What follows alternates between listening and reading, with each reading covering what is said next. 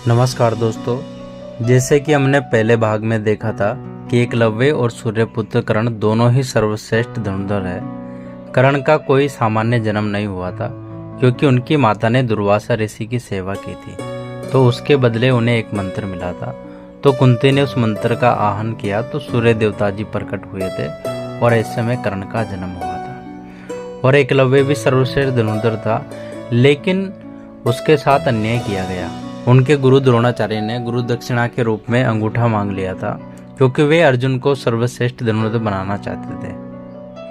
अर्जुन तो खुद मान चुका था कि एकलव्य के बराबर वो कभी भी नहीं बन पाएगा। तो चलो दोस्तों, अब आगे की वीडियो शुरू करते हैं। दोस्तों, अर्जुन को श्री कृष्ण ने कहा था, उन्होंने तुम्हारे हित के लिए ही गुरु होने का ढोंग करके एकलव्य का अंगूठा कटवाया था। अगर महावीर एकलव्य का अंगूठा ना कटा होता तो वो बड़े से बड़े राक्षस या फिर देवता सभी का संहार कर देता, और उसके सामने मनुष्य तो कुछ भी नहीं होते। यहाँ तक कि एकलव्य ने स्वयं भगवान श्री कृष्ण की नारायणी सेना को लगभग खत्म ही कर दिया था, क्योंकि वह स्वयं जरासंध से जा मिला था। ऐसे में भगवान श्री कृष्ण को एकलव्य का वध करना ही पड़ा। वहीं दूसरी ओर कर्ण, जो कि एक महान धनुर्धारी थे, जिन्होंने अपने जीवन में एकलव्य से भी ज्यादा संघर्ष सहन किया था, वह सूर्य पुत्र होने के बावजूद भी सूत पुत्र कहलाए। जब धनुर्विद्या की शिक्षा के लिए कर्ण गुरु द्रोण के पास गए, तब गुरु द्रोण ने उन्हें ज्ञान देने से इनकार कर दिया और उन्हें सूत पुत्र कहा। द्रोण का कहना था कि धनुर्विद्या को सीखने के लिए तुम्हारा ब्राह्मण या क्षत्रिय होना अनिवार्य है, किसी भी सूत पुत्र को यह शिक्षा प्रदान नहीं की जाती। कर्ण ने एक ब्राह्मण का वेश बनाया और वह सीधा जा पहुंचे गुरु द्रोणाचार्य के गुरु यानी परशुराम जी के पास, और परशुराम जी से उन्होंने बड़े ही अनुनय विनय करके धनुर्विद्या का ज्ञान हासिल किया। परशुराम जी ने कर्ण को अपना महाशक्तिशाली विजय धनुष भी प्रदान किया। भगवान परशुराम ने कर्ण को ब्रह्मास्त्र, पाशुपतास्त्र, भार्गवास्त्र, अग्निअस्त्र सभी अस्त्रों से नवाजा। शिक्षा देने के बाद भगवान परशुराम ने आशीर्वाद देकर कहा था कि कर्ण, इस दुनिया में कोई भी क्षत्रिय तुम्हारे समान नहीं होगा, तुम क्षत्रियों में सर्वश्रेष्ठ कहलाओगे, यही मेरा आशीर्वाद है।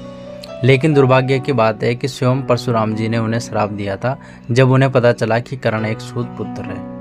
महारथी कर्ण को कौन नहीं जानता, उनके धनुर्विद्या की प्रशंसा स्वयं भगवान श्री कृष्ण ने भी की थी। उनके पास अमृत से निर्मित एक कवच कुंडल था, जिसे कोई भी दिव्यास्त्र नष्ट नहीं कर सकता था।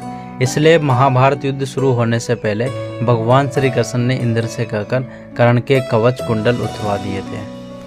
जिसके बाद सूर्यदेव भगवान जी श्री कृष्ण से कहते हैं, भगवान, यह तो बड़ा अन्याय होगा जब श्री कृष्ण जी कहते हैं कि हर कर्तव्य के पीछे एक उद्देश्य होता है, परंतु आज आपका कर्तव्य है अपने पुत्र को युद्ध से पहले हर पिता की तरह भेंट दे।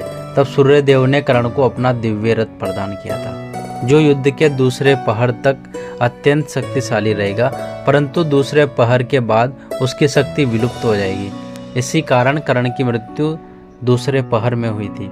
लेकिन कहते हैं कि कर्ण इतने शक्तिशाली हो चुके थे कि उन्होंने पांडवों के अज्ञातवास के समय दिग्विजय यात्रा की थी, जहां उन्होंने पूरे के पूरे भारत को जीत लिया था। कुरुक्षेत्र में भीष्म और द्रोण जितना विध्वंस नहीं कर पाए थे, महारथी कर्ण पहले दिन से ही उतना विध्वंस करना शुरू कर दिया था। युद्ध में लगभग कर्ण ने अर्जुन को मार ही डाला था। अगर भगवान श्री कृष्ण कर्ण के हाथों से अर्जुन की रक्षा ना करते तो अर्जुन कर्ण के हाथों जरूर मारे जाते। कर्ण की शक्ति के बारे में भगवान श्री कृष्ण ने अर्जुन को कहा था कि यह युद्ध में कार्तिकेय के समक्ष शक्तिशाली है, कर्ण के सामने कोई भी खड़ा नहीं हो सकता। सोचो पार्थ, तुम्हारे रथ पर मैं और ध्वजा में स्वयं हनुमान जी विराजमान है, तब जाकर भी कर्ण के बाणों की वजह से ही हमारा रथ कितना पीछे जा रहा है। सोचो अगर हम रथ पर ना होते तुम्हारा रथ और तुम्हारा क्या होता। वही जैसा कि हम सब जानते हैं कि कर्ण बचपन से ही कवच और कुंडल के साथ जन्मे थे। ऐसे में अगर वह उन्हीं के साथ युद्ध करते तो शायद देवताओं के साथ 3 लोकों को भी वह जीत लेते। इंद्र, वरुण, कुबेर कोई भी उनके सामने नहीं टिक पाता। वह तो छल से इंद्रदेव ने उनका कवच और कुंडल वापस ले लिया। भगवान श्री कृष्ण ने यह तक कहा था कि महादेव का त्रिशूल हो या इंद्र का वज्र हो या फिर मेरा सुदर्शन चक्र हो, कोई भी इस कवच और कुंडल को भेद नहीं सकता। सोचिए, महाभारत के युद्ध के अंत तक अगर कर्ण के पास कवच और कुंडल होते तो कोई भी उसका बाल भी बांका नहीं कर पाता।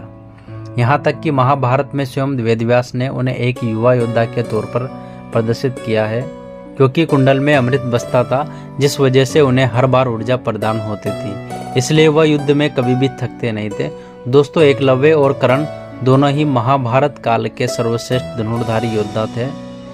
वैसे दोस्तों, आपको ये वीडियो कैसा लगा कमेंट करके हमें जरूर बताएं, और अगर आप पहली बार हमारे चैनल पे आए हो तो हमारे चैनल को सब्सक्राइब करें और बेल आइकन को जरूर दबाएं, ताकि ऐसी और भी फैक्ट वीडियो की जानकारी आपको सबसे पहले मिल सके।